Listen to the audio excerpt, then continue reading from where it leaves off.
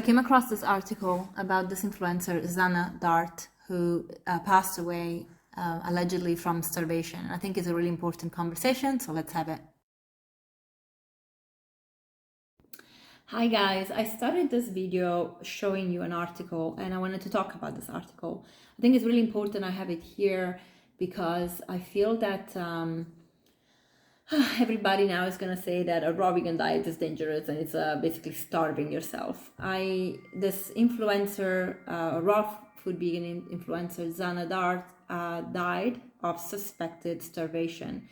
The article says it's allegedly that is the cause of her death, but they're not sure. So she lived in Asia. What could have happened is that she got an infection, and maybe because actually she was very emaciated, her immune system couldn't cope with it. We don't know the cause of that just yet. So I wouldn't really rush to make a judgment, but of course the headlines would, and the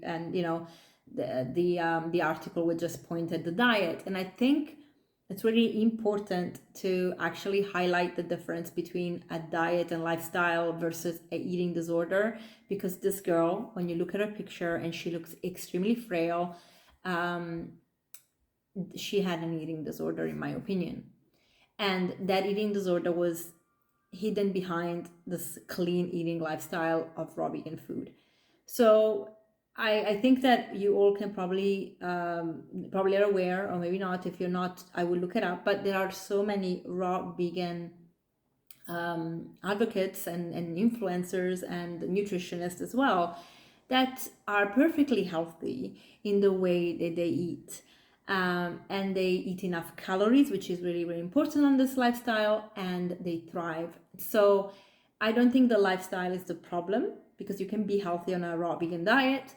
I think the problem is when you have an eating disorder and you're kind of hiding behind the lifestyle. So coming from anorexia myself, I can actually tell you that when I started eating again, because I hadn't resolved my issues with food after anorexia, really, I just came out of it, thankfully, relatively quickly within 2 years. But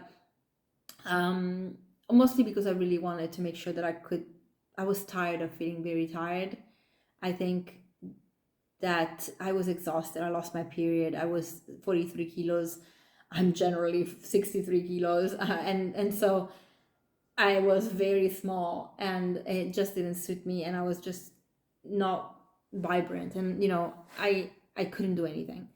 And I think, and also I came out of it, but because I didn't sort out the relationship with the food, I went into my 20s going into different eating disorders. So I was still binging, purging, and then starving myself. But when I was starving myself, I wasn't actually starving myself like I used to do as an anorexic. I was very much all about limiting, and then calling that being the healthiest, the cleanest I ever was.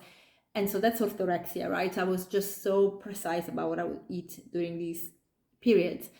So I was a mess. I was going through all these eating disorders, but I was hiding behind that clean label when I was eating very, very restrictive and very clean, because it was easier than saying, actually, I have an eating disorder. And they made me feel normal, right, to do that. And this is what might have happened with this girl, with Zhanna. So I don't want people to say, oh, a raw vegan diet it's an eating disorder. That's really not the case. I am actually 95% raw vegan. Last year I was pretty much 100% raw vegan for the summer, and I just make sure I eat enough calories. So if I have a mono meal of fruit, I have a lot of fruit. Like I can have a whole watermelon for breakfast. I can have 5-6 mangoes. If I'm not full, I will have more. I can have 10 bananas. I can really enjoy having a mono meal of fruit, or even a fruit salad that is really abundant, and it's about food coming in and giving me enough. And fruit is actually very high in calories in comparison to vegetables, for example. So when I have a salad, I know that I have to make sure that I have enough calories, because I can have a whole zucchini, and I can have a whole bunch of spinach, and I can have a lot of kale, and the calories are really so minimal that it would just be not enough. And I wouldn't want to be in a deficit unless I'm trying to lose weight. So I think it's really important to understand that, because again, people can get very confused. And And I want to point out to something else. Some of you know that I do what let's call it cleanse with like Dr. Morse, and I take those beautiful herbs that support organs such as kidneys, lymphatic system, adrenals, thyroid, pituitary. That's what I personally need. While I do that, I eat only fruit, because fruit is very hydrating, high energy, high electricity, and our body just needs it, and really supports the herbs in doing their job in toning and supporting the organs in our body. So we're not necessarily cleansing the body ourselves. We are supporting the body in doing what it already does, which is, cleaning itself. So if you are opening the channels of your lymphatic system, if your kidneys are filtering well, if you're really actually following a diet that allows your body to do what it's supposed to do, you're not putting junk in. But once I'm done with those herbs and I've finished my protocol, I will then add in some cooked food. For example, now I'm 95% raw, and so the other 5% will be chickpeas or tofu or tempeh, or rice or quinoa, whatever I feel like having. I'm not gonna restrict. I just have it because it's pure food. It's like real food, and I enjoy it. And I think that in the space of wellness influencer, I've seen a trend of people going way overboard with cleanses.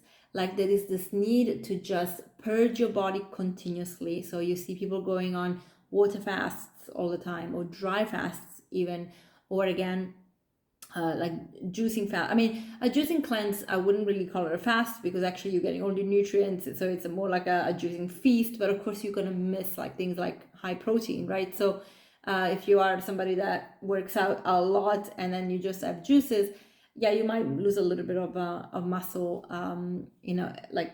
throughout time.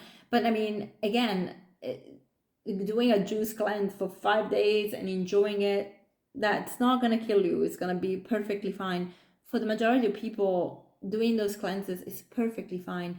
But becoming obsessed with cleaning the body because you feel like it's dirty and it has to be purged of everything. Look, we live on a very polluted planet. What we can do every day that really assists and supports our body in coping with this is we have to eat the best food nature can offer. That's your greens, that's your fruit, your whole grains.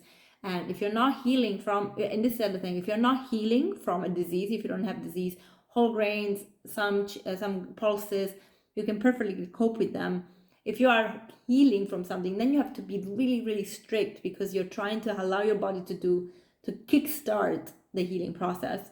And so you don't want to get in the way with things that are maybe more acidic. But let's talk about healthy people in general.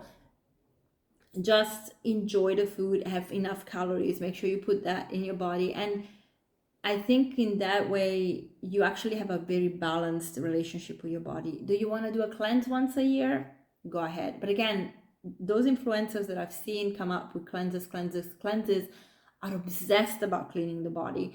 And at some point, what do you clean? If you're already kind of healthy, if you're healthy, what are you cleaning? Because I really believe one thing. We don't want to get the body to a point that it gets used to the extremes at all times, and then you get sick, and going the extreme is not extreme anymore for the body. It won't push the body to do its work, because, well, you do that all the time. Like, I'm used to this. That's a dangerous place to be, because then you have to push your body so much further than that, and that can be dangerous. That's my opinion as a practitioner. And so I really feel like we have to be mindful about this wellness obsession and cleaning and detoxing. The body detoxes itself every day, otherwise we would die within seconds. And doing something to help your body do that, that's perfectly fine. And you can also do a water fast. If you are, again, water fast, when you do them for 40 days, you're actually healing something. So you go and you do it with a health professional that is trained in fasts. You don't just do it at home. Like, that's dangerous. So seeing a lot of these influencers do things that are extreme and then putting them as mainstream, that becomes dangerous, because then the general population thinks that that's the way to do it and they can get into trouble. And I really don't know what Zhanna's message was. I didn't check her work, and I didn't check her shares, and I just saw some photos of her with very vibrant fruit. That's brilliant, but she, I think, was not eating enough, and that's the main problem, that she was starving herself maybe. And maybe she didn't die from starvation because she was still eating, I think what she would maybe perished from was the fact that she might have not been able to fight an infection, or or maybe even I don't know, maybe she had health problems that were not disclosed. We don't know. But I think it's very important not to judge and not to put diet, lifestyle with anorexia and other eating disorder in one pot. That just doesn't make sense. I hope this was helpful. I think we should start this conversation. So if you have any comments, or if you know her and you want to share more, share. I will look up a lot of stuff about her, but if you have followed her and you know what she was about, let's start the conversation. Let's make sure everybody's sure that raw vegan doesn't mean eating disorder, because that's really unfair to the people that are doing it well and unfair to the lifestyle. I hope this helps. Bye.